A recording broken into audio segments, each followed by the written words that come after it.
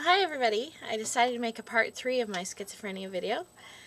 Basically, I just wanted to say, well, I've talked about what schizophrenia is. I've sort of gone over those symptoms, but I wanted to say kind of what it is not, because I think a lot of people are really confused. They hear so much stuff in the media that's false, and there's depictions of people on TV that are just really bad and false, and you only really hear about the bad, really bad cases of schizophrenia. So I wanted to say what it is not. First of all, it's not dissociative identity disorder. That means you don't have multiple personalities. You don't split off and have fugue states where you don't remember stuff. Maybe some people don't remember certain things, but basically, when I've been psychotic, I remember everything like it is, today, or, any kind of regular day. Sometimes I remember things a little bit better when I am psychotic. I remember everything I was thinking and stuff like that. So it's not a fugue state where you go off and you can't remember your friends or family or anything like that, or you can't remember anything, some stuff like that. And you don't split off into different personalities. So that's one thing that it's not. And also, it's not, what do I want to say? It's not the same thing as antisocial personality disorder, or when someone is a psychopath or something like that. That's when, somebody goes around and they want to kill everybody, or Ted Bundy was not schizophrenic. He was just, I believe he had antisocial personality disorder, but I'm not really sure, and he was a psychopath, basically. But that is not the same as having schizophrenia. Basically, schizophrenic people are not violent for the most part. Some people are, but some people in the normal population are violent as well. Basically, I think the likelihood of someone being violent, if they are schizophrenic, is greater. It happens usually when they're in their psychotic phase, and usually it's more likely that they will be a victim of crime than the actual perpetrator of the crime. I'm not saying people with schizophrenia are not violent, but I'm saying they're probably less violent than the normal population. So when you see, what's her name? The woman who killed all of her children, Terry something maybe? I don't know. I can't remember her name. When you see someone like that who is in the news, and she was definitely schizophrenic, and she was not medicated, and she was having hallucinations and delusions and really bad off, well, she is not the rule. She's kind of the exception to the rule because she was violent. And there are other cases where people are in the news, but they only put them in the news if they're violent. So you only see people, you don't see the millions of other schizophrenic people who are not violent. So if you had the news with every schizophrenic person's life, the news would be filled with a lot of people, sitting in their houses and, just not doing anything, or, living their life or whatever. It's just, not everyone is violent. I just want to say that. And most people who are schizophrenic are not violent.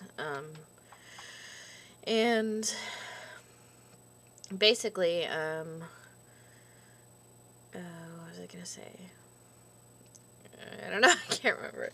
I just wanted to stress that they're not violent. Oh yeah, I was going to say that they are probably at a higher likelihood of being killed by themselves. I think there's a 10% chance of someone who has schizophrenia of actually dying from suicide, which is a really high percentage. I don't know the exact percentage, so don't quote me here, but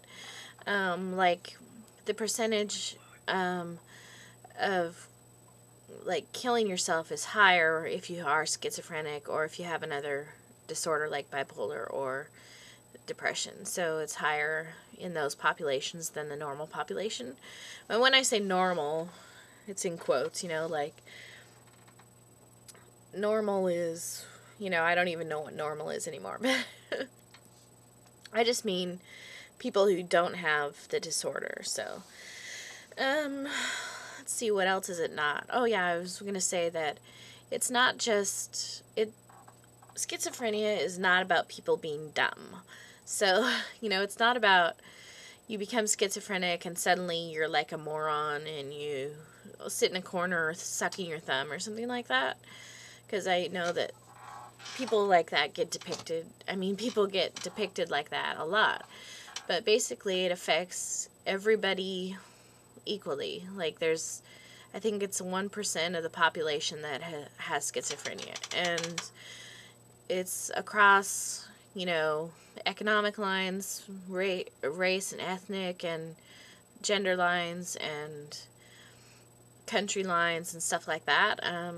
However, there is a correlation to people who have schizophrenia generally make less money than other people, probably because they're afflicted in their young adulthood and not able to make as much money if they don't get treatment. So I think that's kind of like because of the schizophrenia, they might make less money because they're ill and can't work or something.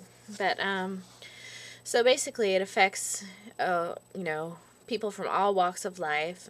It affects people who are mentally retarded. It affects people who have a high IQ.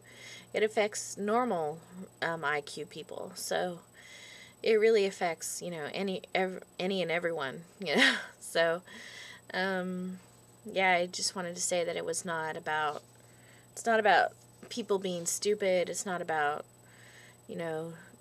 people, it's not about people who have been abused. People don't become schizophrenic because they were abused. It's not about them having a bad upbringing, or it's not the parents' fault. It's not really any of those things. Basically, it's, they believe that, well, the medical establishment believes that basically you are born with sort of a genetic predisposition to having schizophrenia. Somehow your genes are lined up correctly or something, or whatever, and for whatever happens in utero or in your life or whatever, some kind of virus or some kind of environmental factor, for whatever reason, you develop the disorder. And basically it's a brain disorder, and yeah, it doesn't make you dumb, and it doesn't, basically what it does is, it gives you the hallucinations, delusions, thinking problems, stuff like that. And it doesn't progress. It doesn't, it's not like you get this disease and you like go downhill for the rest of your life.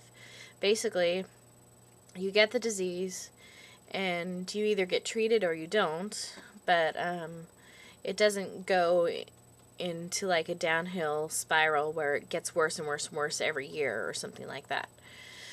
So once you have the initial symptoms, that's pretty much as bad as it's going to get for you. So that's good, that it's not progressive like Alzheimer's is progressive.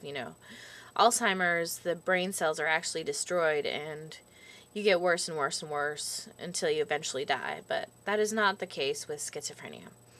So this is getting long, so I better end it here. So I just wanted to let you guys know a little bit about that. And that's it. Bye. Whoa. Bye.